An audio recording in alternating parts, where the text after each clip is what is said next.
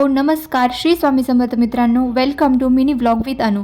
Last पार्टमध्ये आपण पाहिलं आहे आम्ही महाबळेश्वरला आलो आहे आणि आता आम्ही मॅप्रो गार्डनला चाललो आहे आणि जाताना आम्हाला हा पाचगणीचा घाटही लागला। गणी आहे आणि हा महाबळेश्वरला जातानाचा जो घाट आहे तो आहे।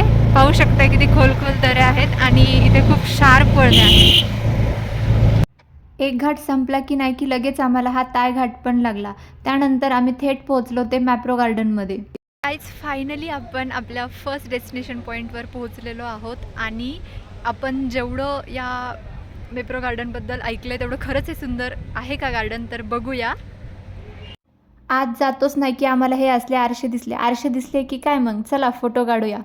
आम्ही तर पोरी म्हणलं की मग फोटो तर येणारच ना। मग काय, दिव्यानी आणि मी कपडे चेंज केले आणि मग फोटो काढायला सुरुवात केली। ते फोटोशूट पार आमचं 3-4 घंटे चालूच होतं।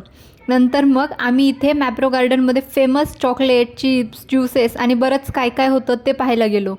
ते घेणं कंपल्सरी नव्हतं, पण घेण्यात आधी सगळं ट्राय करणं फुकट होतं। मग काय, फुकट देतात म्हणल्यावर आम्ही काय सगळीकडे जाऊन सगळे चॉकलेट, चिप्स सगळं ट्राय करत बसलो।